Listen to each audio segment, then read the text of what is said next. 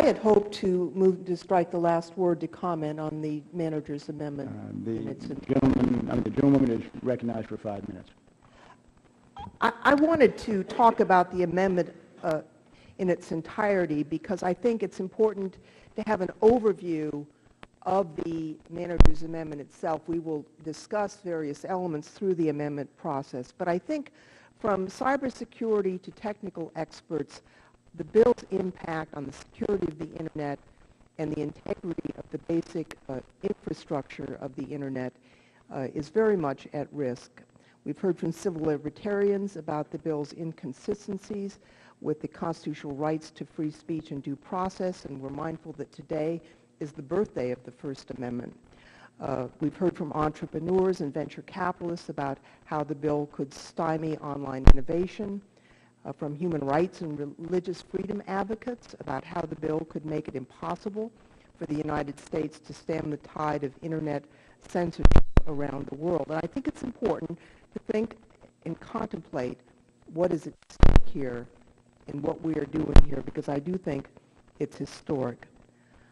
Some have said that the Internet is lawless. The Internet is not lawless. Conduct on the Internet can break the law and can be punished just as in the physical world. But up to this point, our government has always gone after the criminality on the Internet at each end of the network. It's shut down the illegal conduct at its source. It's punished Internet users for what they use the Internet for, but it's never tried to use the communication network itself to make illegal conduct impossible. If this bill passes with the mandate for domain name and other Internet filtering intact, I think it will be historic and not in a good way. I don't think they'll be going back. I think once the government has a taste of this power, the temptation to exert an ever greater amount of control over the Internet through filtering technology will be irresistible. The U.S. government has never tried to monitor mail sent through the post office to prevent some category of illegal content from ever being sent. We've never tried to filter the telephone networks to block illegal content on the telephone network, and yet that is precisely what this legislation would do relative to the Internet. There's nothing wrong with shutting down illegal conduct at its source or investigating and punishing illegal conduct when it happens online, but I think there is something fundamentally wrong with checkpoints in communications networks in an attempt to prevent illegal communications from ever being transmitted in the first place. Right now, there's a struggle going on worldwide.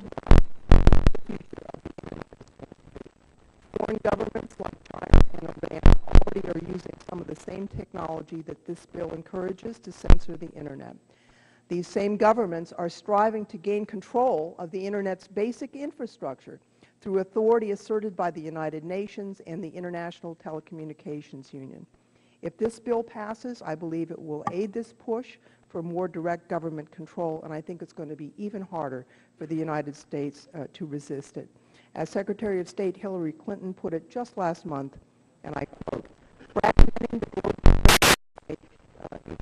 barriers around national internets would change the landscape of cyberspace. In this scenario, the Internet would contain people in a series of digital bubbles rather than connecting them in a global network." But that's precisely the approach embraced by this bill. I think we will get caught up in the details of the bill. That's entirely appropriate. That's what markups are for. But as we consider this legislation, I hope that we will step back and contemplate the larger ramifications for what we are doing here today. I would also note that we've seen editorials in most of the major newspapers of the United States, including the Wall Street Journal, the New York Times, and the LA Times, in opposition to this bill. Yesterday, a major union of creative professionals, the Writers Guild of America West, expressed serious concerns about this bill.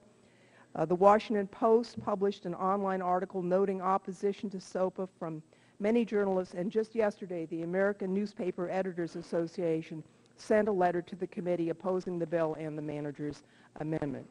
Universities have come out in opposition to the manager's amendment, And I'm sure we'll have a debate about the major cybersecurity concerns, but I would like to submit to the record the column written by Stuart Baker, the former Assistant Secretary for Policy at DHS and the former General Counsel at the NSA, opposing the manager's amendment and indicating that it would still do great damage to Internet security by putting obstacles in the way of DNSSEC, the protocol being designed to limit Internet crime. Okay.